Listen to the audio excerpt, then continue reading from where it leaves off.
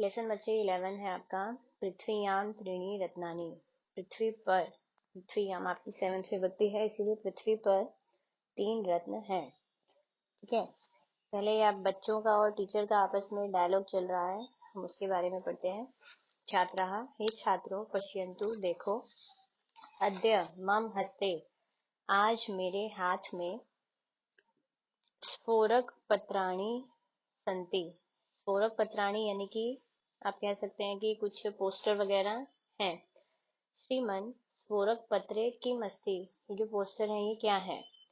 सभी छात्र बोलते हैं, सॉरी वो टीचर बोलते हैं, हे छात्रों, एतानि स्फोरक पत्राणि भित्तौ स्थापयन्तु। ये सभी जो पोस्टर हैं वो भित्तौ मतलब दीवार पर स्थापित करेंगे, मीन्स उनको लगाते हैं। तदंतरम उसके बाद स्वयं एव पश्यन्तु, खुद ही देखो। श्रीमन स्फोरक पत्रे तो सुंदरम चित्रम अस्ति, यानी कि जो पोस्टर है ना, पोस्टर पर तो सुंदर चित्र है। श्लोकाः अपि सन्ति, श्लोक भी हैं। सत्यम, सच कह रहे हो। एतानि सुभाषितानि सन्ति, ये सभी सुभाषितानि मतलब होता है अच्छी अच्छी बातें हैं। सुंदर वचनानि एव सुभाषितानि भवन्ति, सुंदर वचन ही सुभाषितानि होते हैं, मतलब अच्छे वचन होते हैं, मतलब अच्छी बातें, अच्छे वचन ही अच्छी बातें होती हैं। एतानि अस्माकं कृते, ये सभी हमारे लिए। उत्तम कार्यार्थम, उत्तम कार्यों के लिए, अच्छे काम के लिए। प्रेरणाम यच्छन्ति, प्रेरणा देते हैं। दूसरी बच्ची बोलती है, श्रीमन तरही तो वयम सुभाषितानि पठामः, हम सभी अच्छी बातें पढ़ते हैं। ठीक है, सबसे पहले भी सारे के सारे आपके श्लोक हैं। सबसे पहला आपका श्लोक है, पृथ्वीयाम त्रीणि रत्नानि, जलम अन्नम सुभाषितम, मूढ़ै पाषाण खंडेषु रतन संज्ञा विद्यते। देखिए ये जो श्लोक्स होते हैं ये आप पहली बार पढ़ रहे हैं 6th स्टैंडर्ड में, ये जंबल वर्ड्स होते हैं। जब हम इनको ट्रांसलेट करते हैं तो इनको आप नीचे देखो दे ही रखा है, पद छेद दिया रखा है आपको, अन्वय दे रखा है और भावार्थ दे रखा है। पद छेद का मतलब है इन्होंने वर्ड्स को अलग अलग तोड़ तोड़ कर लिखा हुआ है, जैसे कि जलम अन्नम, एक ही इन्होंने ज्वाइन कर दिया, तो संधि करके नीचे अलग से आपको वर्ड दिया है जलम और अन्नम। ठीक, और जो अन्वय होते हैं वो उन्होंने, ये जो जंबल वर्ड्स हैं इन सबको, संस्कृत के जितने भी वर्ड्स हैं इन सबको अरेंज किया हुआ है, मतलब कैसे हमने पहला वर्ड लेना है उसको हिंदी में ट्रांसलेट करना है। ठीक है, और भावार्थ का मतलब ये होता है कि वो उसका अर्थ क्या बता रहा है सिंपल भाषा में।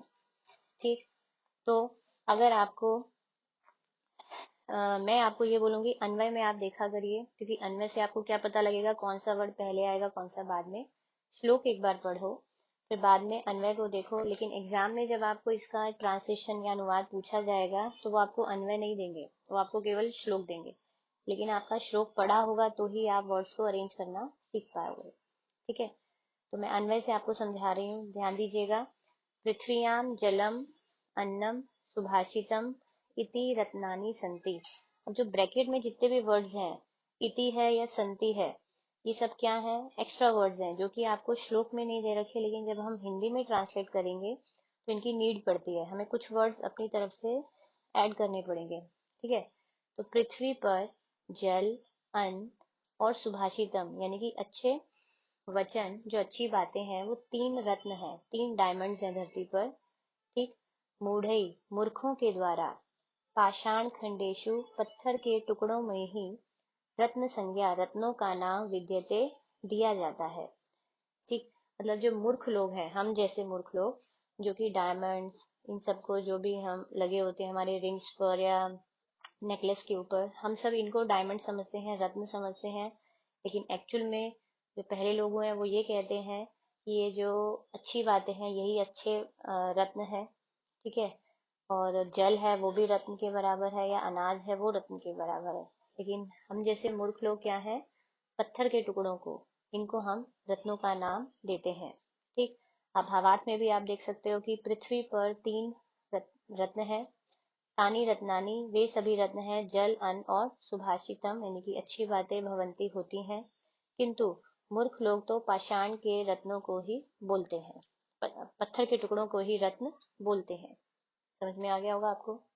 ठीक है ना, नेक्स्ट है हमारा अयम निज परो वेति गणना लघु चेतसाम उद्दार चरिता नाम तो वसुधैव कुटुंबकम। मीन्स अयम निज, यह अपना है, परो वेति, वेति एक्चुअल में है वा प्लस इति, वा मीन्स होता है अथवा। तो मैंने अभी अभी बोला आपको, इसमें श्लोक में वर्ड्स कम होते हैं, है ना। तो यह अपना है, हम यह को फिर से रिपीट करेंगे, अथवा यह परो यानी कि पराया है। गणना लघु चेतसाम, ऐसी जो गणना होती है, ऐसी काउंटिंग, ऐसी गिनती जो होती है, वो लघु चेतसाम छोटे दिल वाले लोग करते हैं। जिनका दिल छोटा होता है वही ऐसी बातें करते हैं, कैसी कि ये अपना है, यह पराया है, अभी ये मेरा है, ये तेरा है। उद्दार चरिता नाम, जो उदार हृदय वाले होते हैं, मतलब बड़े दिल वाले लोगों के लिए तो वसुधैव, वसुधा प्लस एव, पूरी पृथ्वी ही कुटुंबकम परिवार होती है। ठीक, अब आप इसका भावार्थ नीचे भी देख सकते हैं। यह अपने जन का है और यह पराये जन का है। इति, यहाँ पर वर्ड मिसिंग है। ऐसा जो है, ऐसा जो विचार होता है वो संकुचित स्वभाव वाले व्यक्तियों का गुण होता है, मतलब छोटे दिल वाले व्यक्तियों का ही गुण होता है। ये शाम, जिनका उदार स्वभाव है, उदार यानी कि बड़ा दिल है, तेषाम कृते, उनके लिए तो संपूर्णा पृथ्वी, पूरी पृथ्वी एव ही परिवार भवती, परिवार होती है। क्लियर। थर्ड हमारा श्लोक आ गया है बच्चे अभी। उद्यमेन ही सिद्ध्यन्ति कार्याणि न मनोरथै, न ही सुप्तस्य सिंहस्य प्रविशन्ति मुखे मृगा। तो अन्वय आप देखेंगे यहाँ, कार्याणि सभी काम, उद्यमेन परिश्रम से ही, सिद्ध्यन्ति सफल होते हैं, मनोरथ ही न इच्छाओं से नहीं, सिद्ध्यन्ति उन्होंने दोबारा दे दिया, रिपीट भी, और इच्छाओं से सिद्ध नहीं होते हैं। यथा, जिस प्रकार से मृगा, मृगा मीन्स होता है हिरन, लेकिन यहाँ पर आप पशु कह सकते हैं, इस श्लोक के फॉर्म में हम पशु बोलेंगे। जिस प्रकार से पशु स्वयं खुद ही सुप्तस्य सिंहस्य, सोए हुए शेर के मुख में प्रवेश नहीं करते हैं। ठीक, आप भावार्थ भी देख सकते हैं कि वयम यानी कार्याणि कुर्मः, हम सभी जो कर्म करते हैं, तानि केवलम इच्छत, वे सभी केवल इच्छा से करते हैं, इच्छा से न सिद्ध्यन्ति, वे केवल इच्छा से सिद्ध नहीं होते हैं। कार्यस्य सिद्धर्थस्य परिश्रम तु आवश्यक एव, कार्य का सिद्धि के लिए, कार्य की, कोई भी काम की सिद्धि के लिए परिश्रम तो आवश्यक है, जरूरी ही है। कैसे, सिंह यद्यपि शक्तिमान भवति, शेर भले ही शक्तिमान होता है, तथापि फिर भी आहारस्य कृते, आहार के लिए वह भी परिश्रम ही करता है। सुप्तस्य सिंहस्य मुखे मृगा, सोए हुए शेर के मुख में मृग, पशु जो है, वो स्वयं ही न प्रवेशन्ति, खुद से ही प्रवेश नहीं करते हैं। ठीक है। नेक्स्ट बच्चे 4 है आपका भी। अभिवादनशीलस्य नित्य वृद्धो उपसेविनः, चत्वारि तस्य वर्धन्ते आयुः विद्या यशो बलम। अब इसका मीनिंग आप अन्वय में देखिए। तस्य नित्यम, उसकी हर रोज, मतलब उसका हर रोज, अभिवादनशीलस्य प्रणाम करने वालों की, और वृद्ध उपसेविन यानी कि बुजुर्गों की सेवा करने वाले की, आयु, विद्या, यश और बल, ये 4 चीजें बढ़ती हैं। सिंपल सा था। भावार्थ आप देखेंगे, यह जन, जो मनुष्य सर्वदा, हमेशा, वृद्धों की यानी कि वृद्ध जनों की, और ज्येष्ठानाम बड़ों की, सेवाम सम्मानम च, सेवा और सम्मान करोति करता है, तथा च और यह जो, तान सविनयम प्रणमति उनको विनय के साथ प्रणाम करता है, तस्य जनस्य उस जन की आयु, विद्या, यश और बल बढ़ते हैं। आयु आप समझते हैं एज, विद्या यानी कि आपकी नॉलेज, यश यानी कि फेम, और बल यानी कि ताकत, ये 4 चीजें आपकी बढ़ती हैं। क्लियर, इजी था ये आपका। नेक्स्ट हमारा 5th है। उद्यम साहसम धैर्यम बुद्धि शक्ति पराक्रम षडेते, यत्र वर्तन्ते तत्र देव सहाय कृतम, कृत सॉरी। अन्वय देखिए, यत्र जहां, उद्यम यानी कि परिश्रम, साहस, धैर्य मतलब धीरज, बुद्धि यानी कि माइंड, शक्ति यानी कि ताकत, और पराक्रम वो भी जस्ट लाइक ताकत ही है। ऐते, ये सभी षड वर्तनते 6 हैं। जहाँ पर परिश्रम, साहस, धीरज, बुद्धि, शक्ति और पराक्रम ये सभी 6 हैं। तत्र देव सहाय कृत भवति, वहां पर देवता सहायता भी करते हैं। यानी कि जिस इंसान के पास अपनी खुद का परिश्रम भी कर रहा है, वो अपनी पूरी ताकत भी लगा रहा है, अपनी बुद्धि भी यूज कर रहा है, अपना पेशेंस भी दिखा रहा है, तो वहां भगवान भी आपकी सहायता करने के लिए आ जाते हैं। भावार्थ देखिए, यह जन परिश्रम करोति, जो मनुष्य परिश्रम करता है, साहस करता है, भी कोई भी काम करने की एक बार एक स्टेप आगे बढ़ाता है, धीरज धरता है, बुद्धि का प्रयोग करता है, बलशाली है, ताकतवर है और पराक्रमी भी है, तस्य कार्य, उसके कार्य में परमेश्वर भगवान भी सहायता करते हैं। क्लियर। नेक्स्ट 6 है आपका, विद्या ददाति विनयम, विनयात आद्याति पात्रताम, पात्रत्वात् धनम आपनोति, धनात् धर्मम तत् सुखम। ठीक, अन्वय देखिए आप। विद्या विनयम ददाति, जो विद्या है वो हमें विनम्रता देती है। विनम्रता यानी कि पोलाइटनेस। मनुष्य विनयात पात्रताम याति, फिर मनुष्य के पास क्या है, विनयात, विनय से, यानी कि नम्रता जब उसमें आ गई, पेश झुकना किसी के आगे आ गया, तो विनय से उसके पास पात्रताम आती है, मीन्स योग्यता आती है, कैपेबिलिटी आ जाती है। पात्रत्वात धनम आपनोति, योग्यता से धन आता है। अगर आप में किसी भी काम को करने की एबिलिटी है तो आप उसको यूज करेंगे तो आप धन कमाएंगे। ठीक है। धनात धर्मम, धन से धर्म आता है। जब आपके पास पैसा होगा तो आप धर्म के काम भी करोगे। ठीक है। ततः सुखम च आपनोति, और इसके बाद सुख आता है, यानी कि आपने धर्म के काम भी कर लिए तो नेचुरली अब आपको सुख की प्राप्ति होती है। भावार्थ आप देखेंगे सेम ही है वो भी। विद्या विनय ददाती देती है, और विनय के कारण से मनुष्य योग्यता को प्राप्त करता है।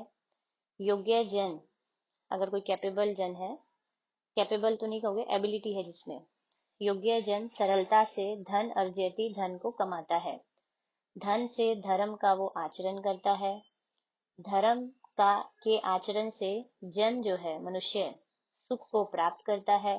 अतः इसलिए विद्या अवश्य ही सुख देती है। क्लियर। नेक्स्ट आपका है बच्चे, अपि स्वर्णमयी लंका न मे लक्ष्मण रोचते, जननी जन्म भूमि च स्वर्गात अपि गरीयसी।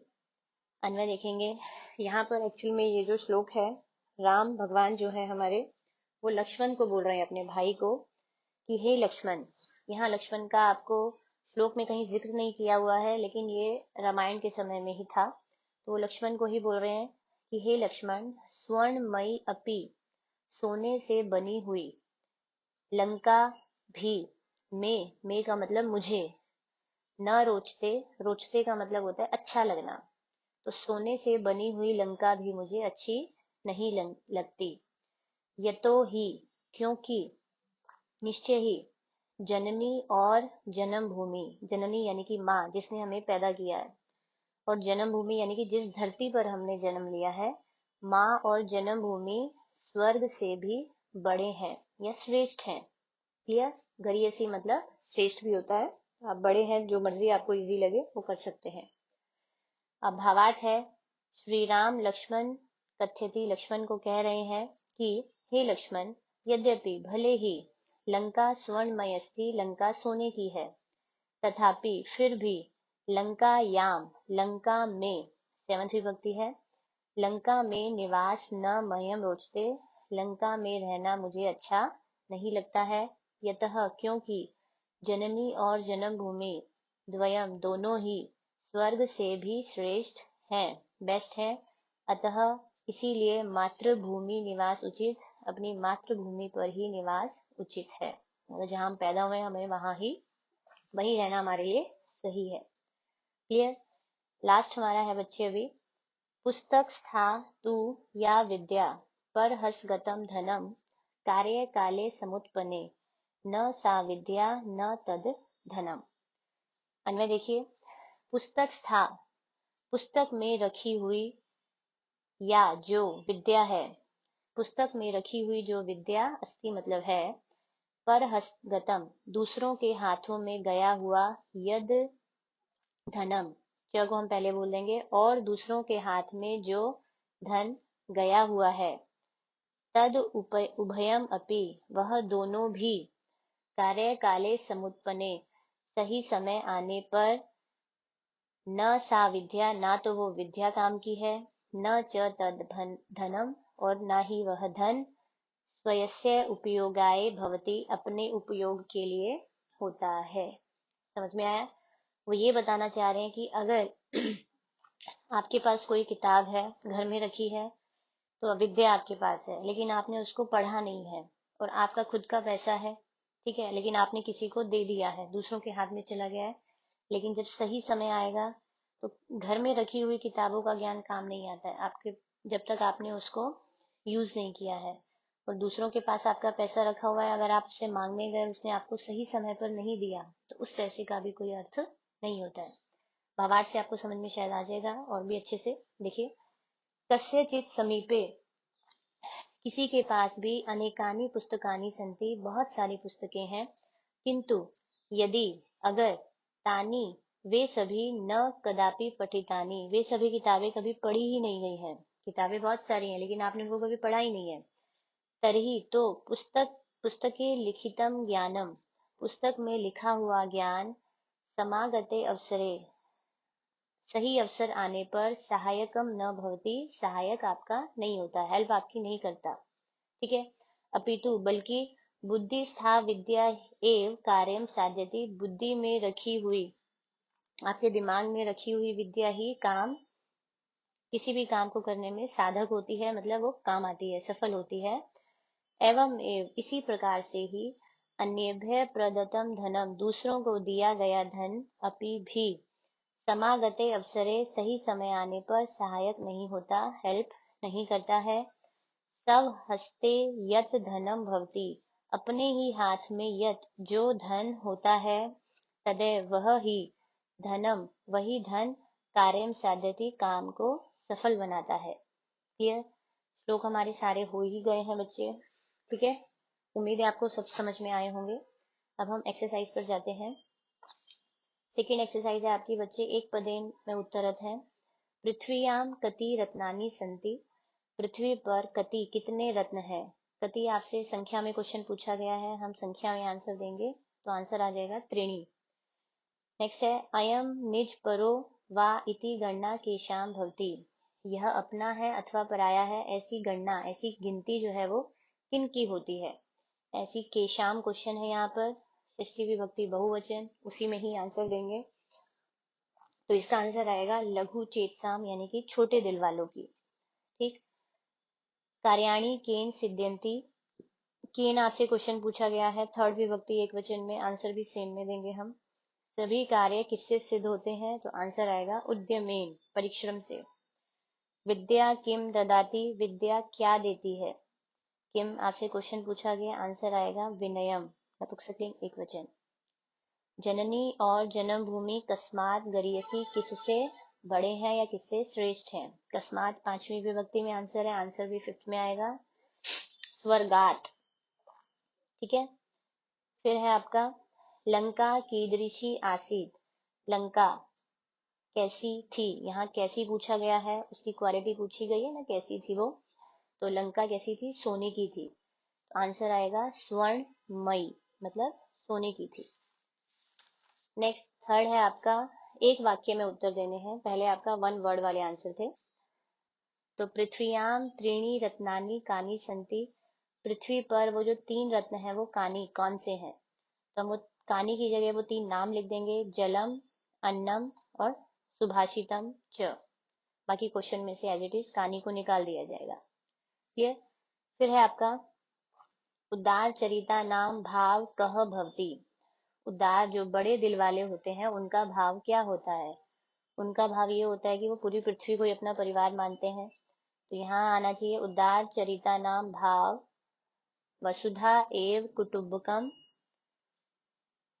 भाव अस्ति या भवती, ठीक है। कह की जगह हमको वो वसुधा एव कुटुम्बकम ऐड करना है। थर्ड है आपका, मृगा स्वयमेव तस्य मुखे न प्रविशन्ति, मृग यानी कि जो पशु हैं वो खुद ही किसके मुख में प्रवेश नहीं करते, तो कस्से की जगह हमारे वो 2 वर्ड आ जाएंगे सोए हुए शेर के, ठीक है, सुप्तस्य सिंहस्य, बाकी क्वेश्चन में से एज इट इज।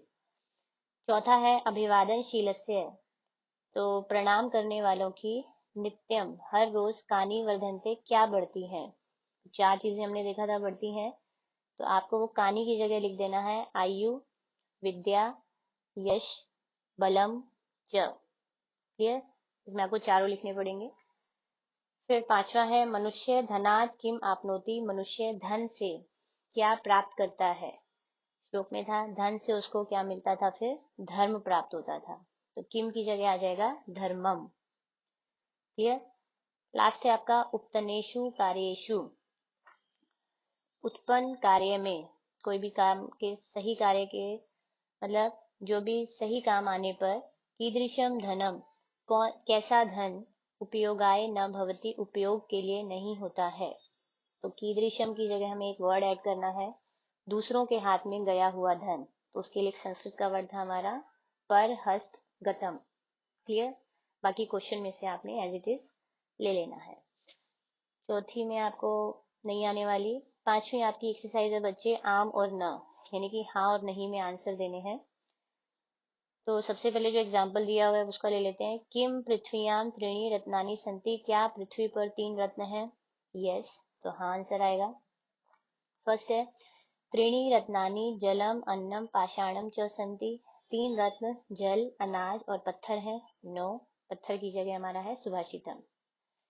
सेकंड है किम धर्मेण सुखम प्राप्यते, क्या धर्म से सुख प्राप्त होता है, तो यस आम। नेक्स्ट किम विद्या विनयम ददाति, क्या विद्या विनम्रता देती है। यस।